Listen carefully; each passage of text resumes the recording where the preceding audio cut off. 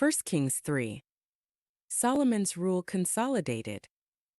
Now Solomon formed a marriage alliance with Pharaoh king of Egypt, and took Pharaoh's daughter and brought her to the city of David until he had finished building his own house and the house of the Lord, and the wall around Jerusalem. The people were still sacrificing on the high places, because there was no house built for the name of the Lord until those days. Now Solomon loved the Lord, walking in the statutes of his father David, except that he was sacrificing and burning incense on the high places. And the king went to Gibeon to sacrifice there, because that was the great high place. Solomon offered 1,000 burnt offerings on that altar. In Gibeon the Lord appeared to Solomon in a dream at night, and God said, "Ask what you wish me to give you." Solomon's prayer. Then Solomon said, "You have shown great faithfulness to your servant David my father, according as he walked before you in truth, righteousness, and uprightness of heart toward you, and you have reserved for him this great faithfulness, that you have given him a son to sit on his throne, as it is this day. And now, Lord my God, you have made your servant king in place of my father David. Yet I am like a little boy, I do not know how to go out or come in. And your servant is in the midst of your people whom you have chosen, a great people who are too many to be numbered or counted. So give your servant an understanding heart to judge your people, to discern between good and evil. For who is capable of judging this great people of yours?" God's answer. Now it was pleasing in the sight of the Lord that Solomon had asked this thing. And God said to him, "Because you have asked this thing, and have not asked for yourself a long life, nor have asked riches for yourself, nor have you asked for the lives of your enemies, but have asked for yourself discernment to understand justice, behold, I have done according to your words. Behold, I have given you a wise and discerning heart, so that there has been no one like you before you, nor shall one like you arise after you.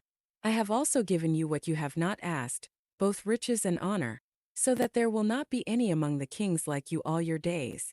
And if you walk in my ways, keeping my statutes and commandments, as your father David walked, then I will prolong your days." Then Solomon awoke, and behold, it was a dream. And he came to Jerusalem and stood before the ark of the covenant of the Lord, and offered burnt offerings and made peace offerings, and held a feast for all his servants. Solomon wisely judges. Then 2 women who were prostitutes came to the king and stood before him. The one woman said, "Pardon me, my lord. This woman and I live in the same house, and I gave birth to a child while she was in the house. And it happened on the 3rd day after I gave birth that this woman also gave birth to a child, and we were together. There was no stranger with us in the house, only the 2 of us in the house. Then this woman's son died in the night, because she lay on him. So she got up in the middle of the night and took my son from beside me while your servant was asleep, and she laid him at her breast, and laid her dead son at my breast. When I got up in the morning to nurse my son, behold, he was dead.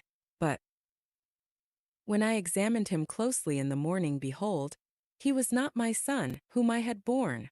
Then the other woman said, "No, for the living one is my son, and the dead one is your son." But the first woman said, "No, for the dead one is your son, and the living one is my son."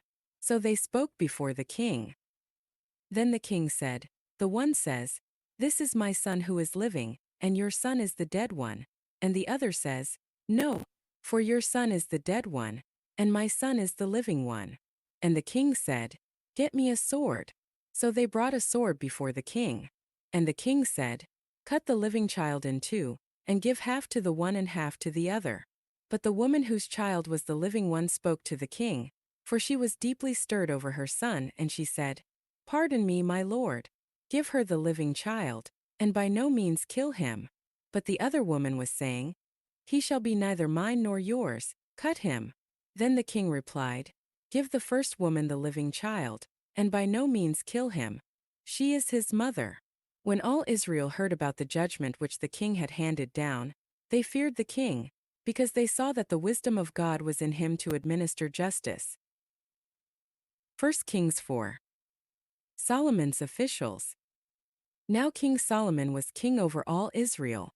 These were his officials: Azariah the son of Zadok was the priest, Elihoreph and Ahijah, the sons of Shisha, were scribes, Jehoshaphat the son of Ahilud was the secretary, And Benaiah the son of Jehoiada was over the army, and Zadok and Abiathar were priests, and Azariah the son of Nathan was over the deputies, and Zabud the son of Nathan a priest was the king's confidant, and Ahishar was over the household, and Adoniram the son of Abda was over the forced labor.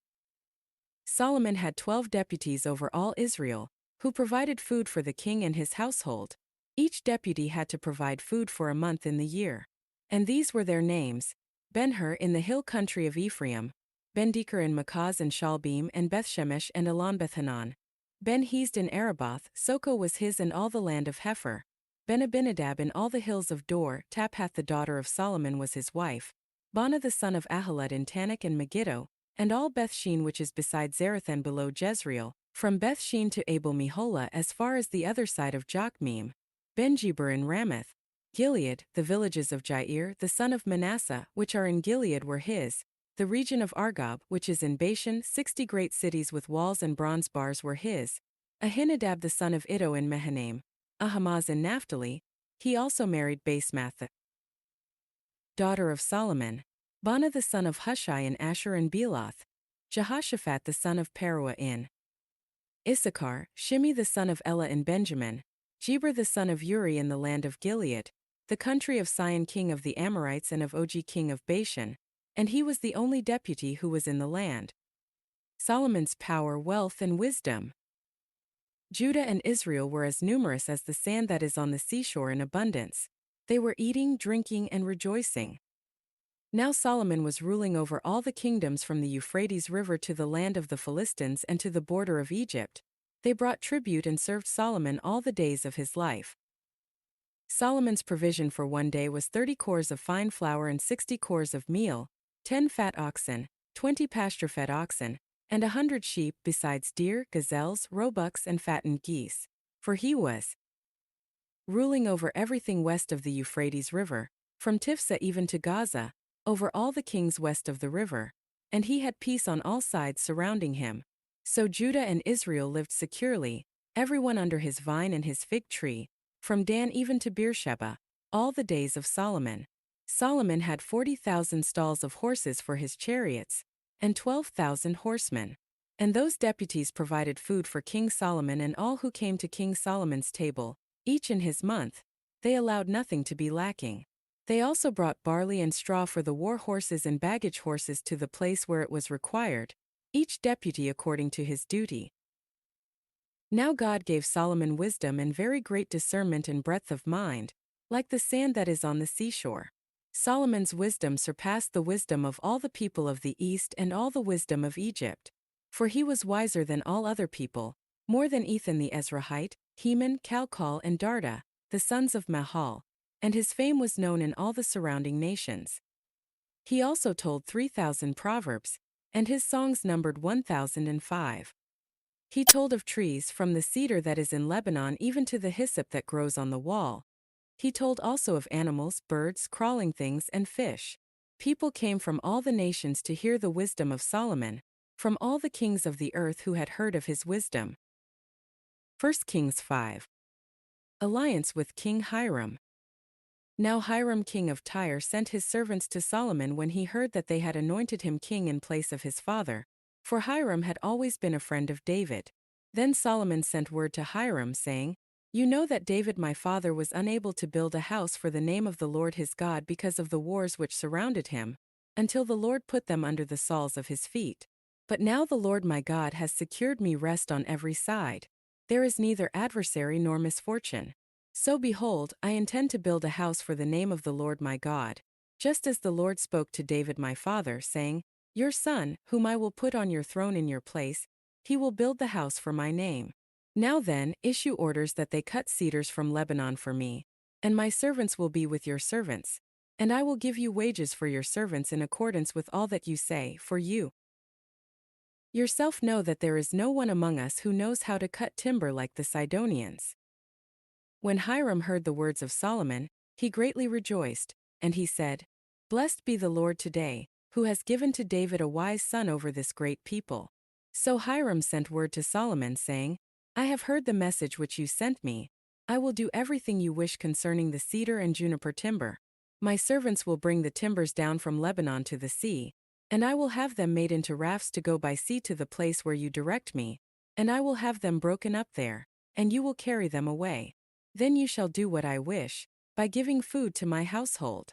So Hiram gave Solomon all that he wished of the cedar and juniper timber. Solomon then gave Hiram 20,000 cores of wheat as food for his household, and 20 cores of pure oil. This is what Solomon would give Hiram year by year. And the Lord gave wisdom to Solomon, just as he promised him. And there was peace between Hiram and Solomon, and the two of them made a covenant. Conscription of laborers.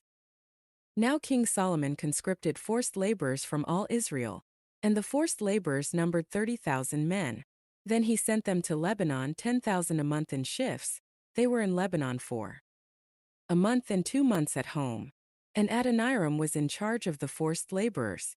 Now Solomon had 70,000 porters, and 80,000 stonemasons in the mountains, besides Solomon's 3,300 chief deputies who were in charge of the project and ruled over the people who were doing the work. Then the king issued orders, and they quarried large stones, valuable stones, to lay the foundation of the house with cut stones. So Solomon's builders and Hiram's builders and the Jebuelites cut the stones, and they prepared the